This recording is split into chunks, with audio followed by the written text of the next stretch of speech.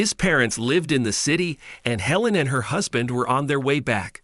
Although they lived far away, the couple did not visit them frequently, even though the husband enjoyed going. Helen waited in the car and watched the rains slowly fall down the window as Benjamin went to a petrol station to pay for gas. She and her husband had lived together for 25 years, but their relationship had gotten considerably worse in recent years, which made the woman very unhappy. What caused it was beyond Helen's comprehension.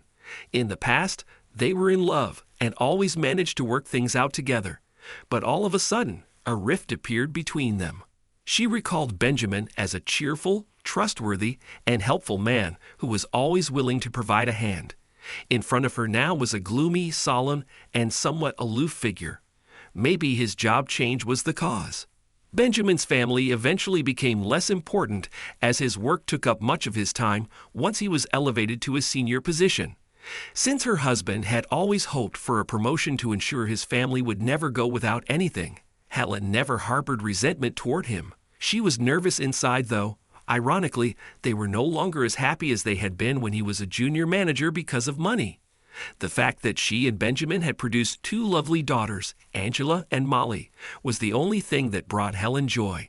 Molly traveled overseas for an internship a few years ago, got married, and was expecting her first kid, while Angela was already a student and resided in a different state. She couldn't have asked for a nicer life, save for her husband's icy demeanor. Her thoughts were interrupted as Benjamin went back to the car. He slammed the door in frustration, and they drove away in the direction of their house. Lost in contemplation, Helen gazed out the window once more. She had spent her entire married life caring for her husband, their girls, and the house. Benjamin has always given his wife everything because he thought she shouldn't work. However, the woman had virtually no money of her own lately as their relationship degenerated. Every time they went shopping together, her spouse paid. When was the last time Helen had purchased something for herself? Despite Nora, her best friend, constantly urging her to have at least a part-time work, Benjamin was fiercely opposed. Benjamin's fear of losing the comforts of home was apparent to Helen. The house wouldn't be as tidy if she went to work, and there wouldn't be a delectable dinner waiting for him in the evening. She often suggested finding a small part-time job, assuring him she could still handle everything at home. But the result was always the same. Her husband would get angry and forbid her from bringing up the topic again. Now, under the influence of her memories and her growing frustration, Helen decided to bring it up once more. "Benjamin, let's talk." "I know you don't like the idea, but I have to go to work," Helen said calmly. "Are you starting this again? What's wrong with you at home? If you need money, tell me how much, and I'll give it to you right away." Benjamin snapped. "I don't want to constantly ask. I need to dress, buy makeup, or go out with friends to a cafe. I want to earn my own money," Helen said firmly. "But I don't want people saying that the wife of a successful man like me is working a low-paying job. Who cares about that? These aren't those times." Helen tried to object, but Benjamin drove in silence, making it clear that the conversation was over. They drove the rest of the way in silence. When they arrived home, the argument reignited with even more intensity. "Look, your best friend's wife works as a salesperson," Helen pointed out. "Are you crazy? You don't appreciate anything. Think about it. There are many women who would want your place. Everyone just wants to sit at home and do nothing. Are you saying I do nothing? I've been running around this house like a horse all morning, picking up your socks, doing laundry, cooking, dusting. I have too much to do, and I'm tired of being just a housewife. I miss socializing with people. I'm happy just to go to the store because at least there, I can talk to someone. I told you already, if you go to work, I'll divorce you immediately. Stop bringing up this topic. I'm fed up." Benjamin looked at his wife menacingly, then stormed out of the dining room. Left alone, Helen sat in exhaustion, deep in thought. She already doubted whether her husband still loved her, if there was anything left of his former feelings. Their wedding anniversary was approaching, and Helen wanted to celebrate at a restaurant. But Benjamin had other plans. In his opinion, it would be better and easier to invite family and friends to their house. He didn't even consider the fact that Helen would have to spend the entire day cooking for such a large gathering. All he cared about was boasting about his home and what a perfect hostess she was. Helen felt exhausted from being alone. She lacked companionship. Her best friend, Nora, had moved to another city, and they rarely saw each other. Her husband was no longer interested in her, and their children had left home. The only hope she had was to get a job soon. Finally, their anniversary day arrived. Their daughters came to celebrate, the eldest with her husband and the youngest with her boyfriend. Helen was happy that, at least for a few days, she could forget about her loneliness. She chatted cheerfully with her daughters in the kitchen as they prepared the celebratory dinner, listening with interest to how busy their lives had been. But the daughters could not help but notice that their mother was troubled. They had long suspected that their parents' relationship had soured, but when they arrived for their anniversary, they realized that their fears were real. "What's going on with you and Dad?" Angela asked excitedly. "What are you talking about, honey?" "We're fine," Helen said quietly, trying to remain calm. "Are you sure?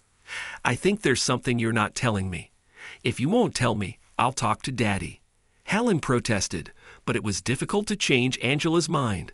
She was determined to talk to her father about the situation because she believed that her mother did not deserve such treatment. Benjamin, on the other hand, was reverent toward his daughters and diligently portrayed himself as a caring husband. He constantly hugged his wife, showered her with compliments, and even gave her a huge bouquet of flowers. Helen was happy. She thought that her husband was influenced by the conversation with his daughter, and that now everything would be fine. But when the daughters left, Helen's happiness melted away without a trace. The woman realized that it was just a play and that they would never be like before. Benjamin returned to his usual frame of mind, and the expression on his face did not bode well for her. "Why are you telling our girls about our relationship? Are you trying to turn them against me?" the man said angrily. "I didn't tell them anything. Angela guessed it herself that you and I have difficulties," Helen said, confused. "Never dare to say anything bad to them about me. You're always making me uncomfortable." Helen was upset. Benjamin rose abruptly from the sofa and, slamming the door, left the house. He returned toward nightfall. The couple did not speak and, in silence, went to their rooms. Helen could not sleep. She kept thinking about what to do and how they would live together. They would never be able to become a couple again. But divorce really frightened her because then she would be all alone. The woman had no idea what she would do then because she still had feelings for Benjamin. She decided to make one last attempt to restore at least some kind of peace between them. But no matter how much she cared about Benjamin, he only responded with aggression, gradually distancing himself completely and even stopping coming home. Helen slipped further and further into the abyss of loneliness.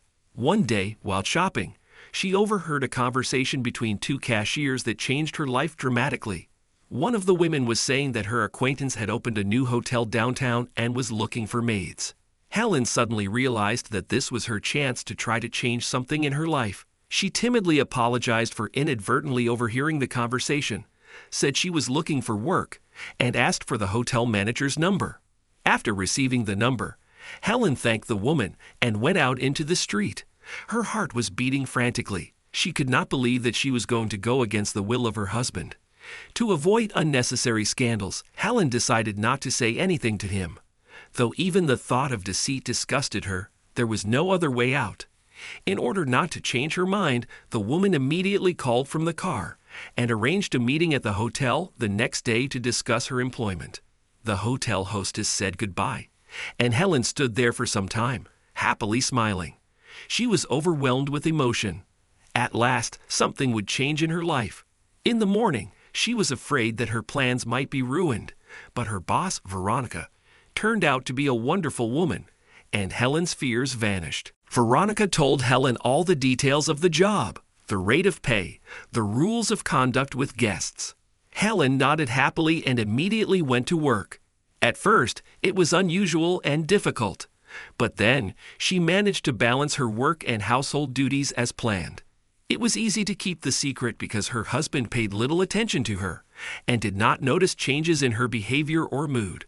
Meanwhile, Helen's mood improved considerably. The woman enjoyed her life to the fullest. She liked her work, her salary was paid weekly, and her co-workers were wonderful. Several wonderful months passed that way. Helen was so happy that even her husband's rude attitude no longer upset her.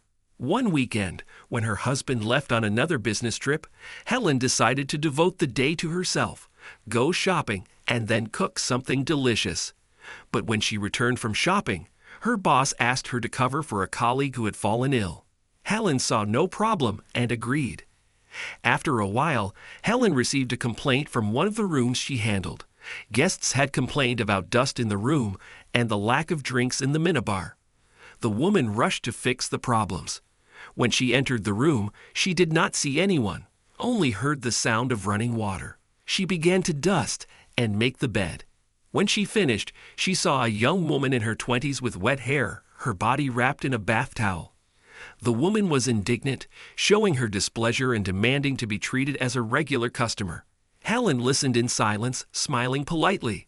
The young woman wanted to say something else, but then a voice came from the bathroom, and Helen would have recognized it among 1,000 others.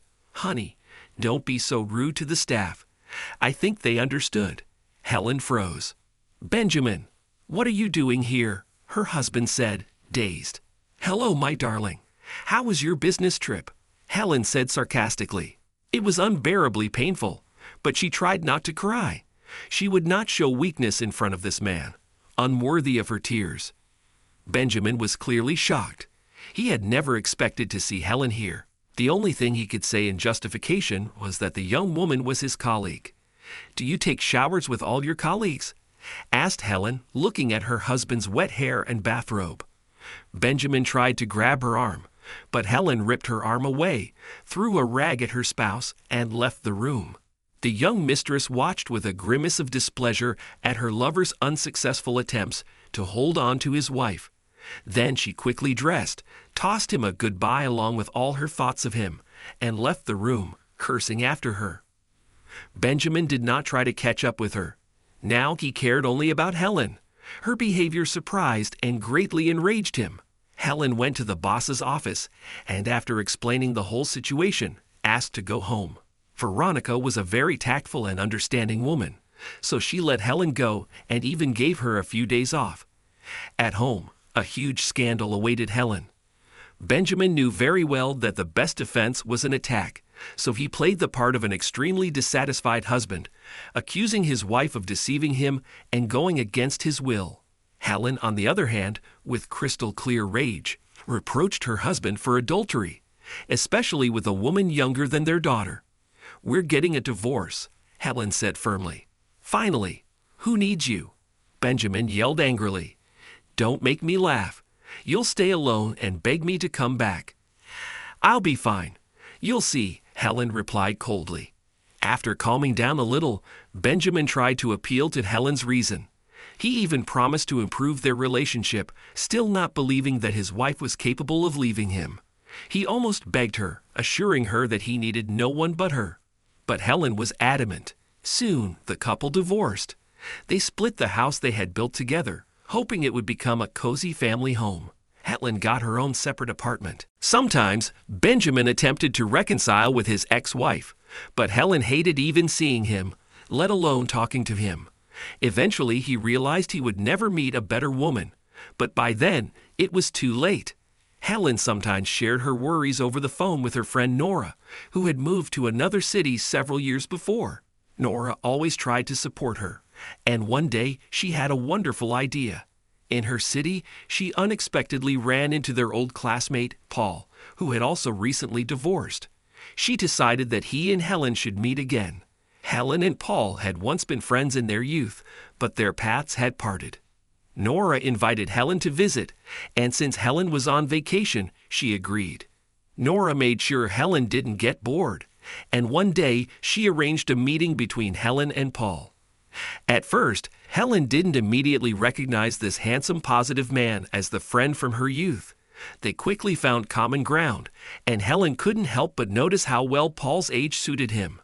He hadn't changed at all in his soul. Soon, Helen and Paul realized they were strongly attracted to each other.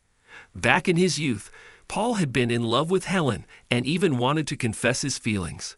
But when he heard she was getting married, he chose to disappear from her life. Now, a quarter of a century later, he had a second chance to win this beautiful woman's heart. Helen hesitated at first to reciprocate Paul's feelings. After a brief visit, she left, but she couldn't stop thinking about him. She felt both sad that she hadn't stayed with Paul and ashamed for moving on so quickly after separating from her husband. She feared judgment from her daughters and friends, but her daughters were on her side. They advised her not to care about what people might say and to simply try to be happy. Meanwhile, Paul wasn't about to give up. He traveled to see Helen and convinced her to give him a chance. Helen couldn't refuse him, and she never regretted it. She felt like a beloved woman again and responded to Paul with the same warmth. Soon, they got married, inviting only their closest friends and family. Helen was happy. She had found the man she was ready to spend the rest of her life with.